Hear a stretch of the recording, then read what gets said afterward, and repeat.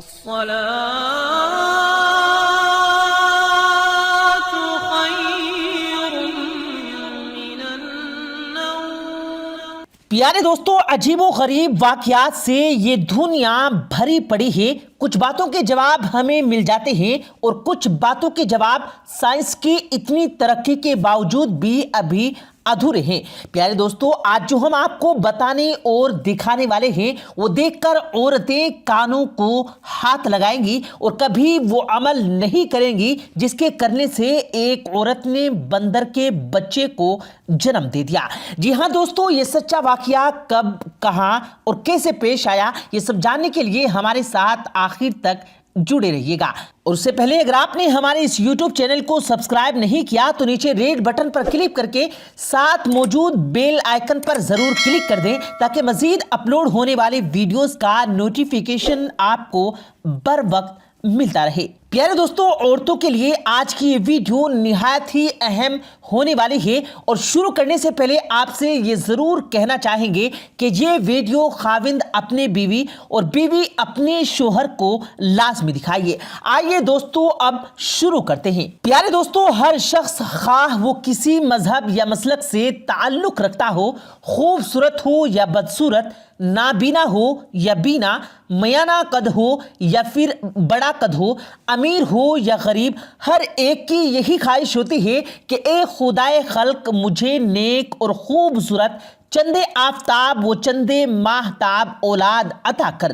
پیارے دوستو، خوبصورتی اصل میں کیا ہے؟ تندرستی، ہر ایک حصہ بدن کا متناسب اور موزوں ہونا حسن کی بنیاد ہے۔ حسین اور خوبصورت بچے پیدا کرنے کا راز کچھ بہت پیچیدہ نہیں۔ پیارے دوستو، حاملہ کے خیالات ہی کا اثر بچے کی صحت و خوبصورتی اور نیک و بد ہونے کا ذمہ دار ہے۔ لہٰذا اگر تندرست نیک عادت اولاد کی خواہش ہو تو بچے کی ماں کو دوران حمل میں، خاص طور پر جبکہ حیض والے ایام گزریں، یعنی حمل سے پہلے دنوں میں، حیض کے بعد ماں کے تاخیر، ماحول ذاتی رجحان کو ایسا ہونا چاہیے جیسا کہ والدین بچے کے اندر دیکھنا چاہتے ہیں۔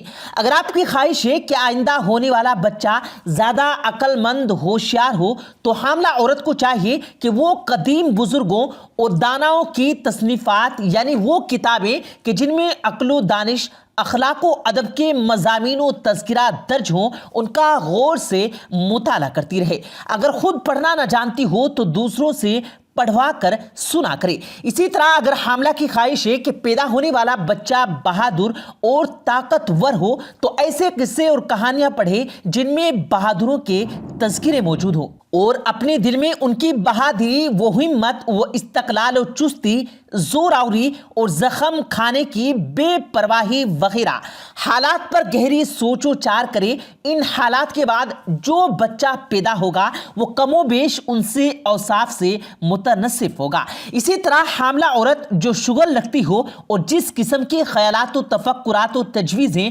اپنے دل و دماغ میں رکھتی ہو، ان خیالات و احساسات کا عمل بچے پر پڑتا ہے۔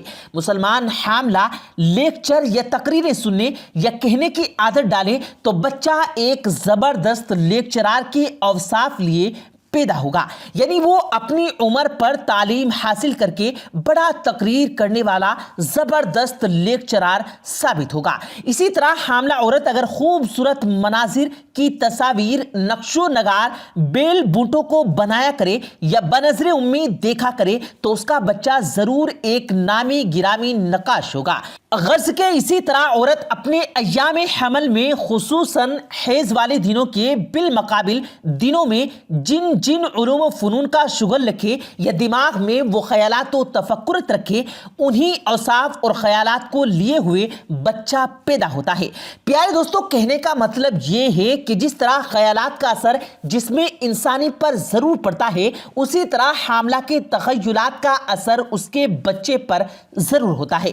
پیارے دوستو، مثال کے طور پر آپ کو چند واقعات بتاتے ہیں جو بالکل سچے ہیں۔ اور پیارے دوستو، آپ نے تاریخ میں پڑھا ہوگا کہ شہنشاہ اکبر کی والدہ جن دنوں حاملہ تھی، ایک دن بیٹھی ہوئی اپنے پاؤں کو سوئی سے گوندھ رہی تھی۔ اتنے میں ہمایوں حرم سائے میں آیا اور مسکرا کر بیگم سے پوچھا کہ بیگم یہ کیا کر رہی ہو؟ بیگم نے جواب دیا کہ پاؤں میں گود کا نشان بناتی ہوں اور میری دلی خواہش ہے کہ میرے بچے کے پاؤں میں بھی یہ نشان ہو۔ چنانچہ جب اکبر پیدا ہوا تو دیکھنے والوں نے دیکھ لیا کہ وہ نشان اکبر بادشاہ کے پاؤں میں موجود تھا۔ شہرائے بصرہ میں خلیفہ ہارون الرشید کے زمانے میں ایک حاملہ عورت ایک دفعہ طوطے سے ڈر گئی، چنانچہ اس کے یہاں ایک لڑکی پیدا ہوئی جس کے تمام اعضاء و اطوار اور اس کی آواز بھی طوطے سے مشابہت رکھتی تھی۔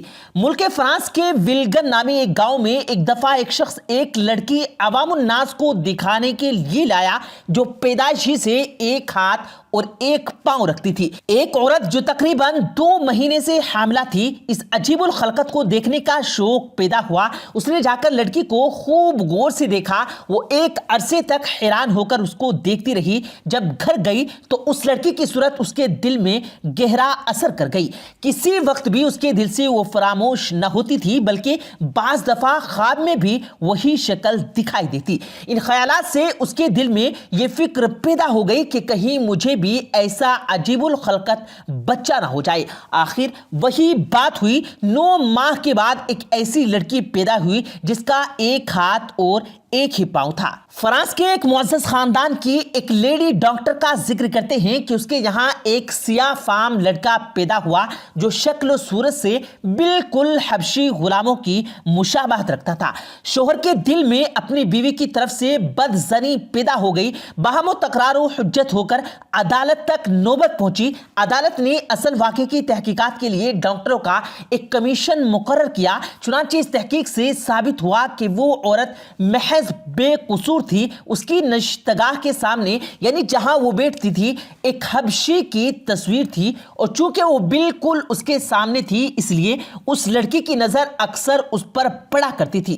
تمام ایام حمل میں وہ تصویر اس لیڈی مذکورہ کے تصور پر اپنا عمل کرتی رہی، اس لیے جو بچہ پیدا ہوا وہ اس تصویر سے مشابہ نکلا۔ اس فیصلے سے شوہر کو تہمت کے الزام میں جرمانہ ہوا اور عورت بری کر دی گئی۔ پیارے دوستو، کسی نے جنم دید واقعے سناتے ہوئے بتایا کہ امرتسر میں ہمارے مکان کے قریب زنانہ ہسپتال میں ایک ایسی مریض عورت داخل ہوئی جس کا واضح عمل یعنی بچے کی پیدائش نہیں ہو پا رہی تھی۔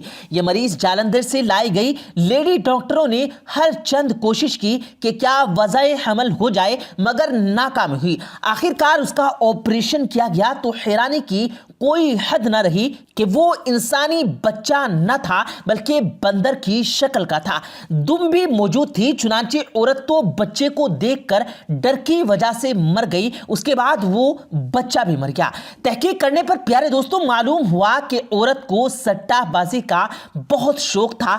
ہر چند قسمت آزمائی کے بعد بھی وہ سٹہ جیت نہ پاتی تھی۔ آخر جستجو کے بعد ایک فقیر ملا۔ اس نے اس کو ایک عمل بتایا کہ ہنومان کی تصویر کو سامنے رکھ کر اس عمل کو علل صبح پڑھا کرو، ہنومان جی مہاراجا سٹے کا حرف بتا دیں گے۔ عورت حاملہ تھی اور غیر معتقد، اس کے لیے ہنومان کی تصویر ایک نرالی چیز لگتی تھی۔ چنانچہ ہر روز ہنومان کی تصویر کو سامنے رکھ کر کچھ پڑھتی اور رات کو بھی وہ خیال دل میں لے کر سو جاتی کہ شاید آج ہنومان جی مہاراج کوئی ہنسا بتا دیں۔ ہنسا تو ملنے سے رہا، البتہ ہنومان جی مہاراج اس کے دل میں ایسا گھر کر گئے کہ عورت کے حمل سے جو بچہ پیدا ہوا وہ ہنومان جیسا تھا۔ پیارے دوستوں، پہلے پنجاب میں شادی کے موقع پر دلہن کو ایک قسم کا زیور پہنایا جاتا تھا جس کو آرسی کے نام سے پکارا جاتا تھا۔ یہ بائیں ہاتھ کے انگوٹھے میں پہنایا جاتا تھا۔ اس میں ایک شیشہ لگا ہوتا تھا جس سے دلہن اپنا چہرہ دیکھ سکتی تھی۔ آج کا اس کا استعمال تقریباً نامکمل ہو چکا ہے، مگر بزرگوں نے اس رسم کو پیش نظر اس کو رواج دیا تھا تاکہ شب عروسی میں اس کے بعد عورت اپنے چہرے کو دیکھا کرے تاکہ جو بچہ پیدا ہو وہ اپنی نسل پر اپنی شکل و شباہت کو لیے ہوئے پیدا ہو۔ پیارے دوستوں، ان واقعات سے آپ بخوبی سمجھ گئے ہوں گے کہ بچوں کی مختلف عادتوں اور مزاجوں کا انحصار اکثر ان حالاتوں اور کیفیتوں پر ہوا کرتا ہے جو کہ ان کی مائیں ان کے زمانہ حمل کے ایام میں کیا کرتی ہیں۔ عورت اگر عقل مند ہو اور اوپر بتائی ہوئی تدبیر سے سبق حاصل کرے تو اپنی منشا کے مطابق نہ صرف خوبصورت اور حسین بچہ پیدا کر سکتی ہے بلکہ لائق، بہادر اور دیگر صفات حسنہ سے موصوف بچے پیدا کرنے کا اختیار بھی قدرت کی طرف سے اس کو دیا گیا ہے۔ پیارے دوستو، اس ویڈیو کے توسط سے ہم صرف اتنا کہنا چاہیں گے کہ عورت کو چاہیے کہ حمل کے دوران زیادہ سے زیادہ قرآن پاک پڑھے، آپ صلی اللہ علیہ وآلہ وسلم کی سیرت مبارکہ کو پورا کرے تاکہ بچہ اسلام کے راستے میں آگے بڑھے۔ پیارے دوستو، اللہ پاک سے دعا ہے اللہ پاک ہماری تمام بہنوں اور تمام ماؤں کو اس چیز پر عمل کرنے کی توفیق عطا فرمائے کہ وہ اپنے حمل کے دوران یعنی حمل کے دنوں میں قرآن پاک اور سیرت محمد صلی اللہ علیہ وسلم کا زیادہ سے زیادہ ذکر کیا کریں۔ آمین اللہم آمین۔ پیارے دوستو، امید کرتے ہیں آپ کو آج کی ہماری یہ ویڈیو ضرور پسند آئی ہوگی۔ اگر آپ کو یہ ویڈیو پسند آیا ہو تو اس ویڈیو کو دل سے لائک کریں اور زیادہ سے زیادہ لوگوں تک اس ویڈیو کو ثواب کی نیت سے شیئر کریں، اور اس ویڈیو کے بارے میں آپ کی کیا رائے ہے کمنٹ سیکشن میں اپنی رائے کا اظہار ضرور دیں، اور مزید اسی طرح کی روز کی ویڈیو پانے کے لیے ہمارے چینل کو ضرور سبسکرائب کریں۔ ملتے ہیں پھر ایک نئی ویڈیو کے ساتھ، تب تک کے لیے اللہ حافظ۔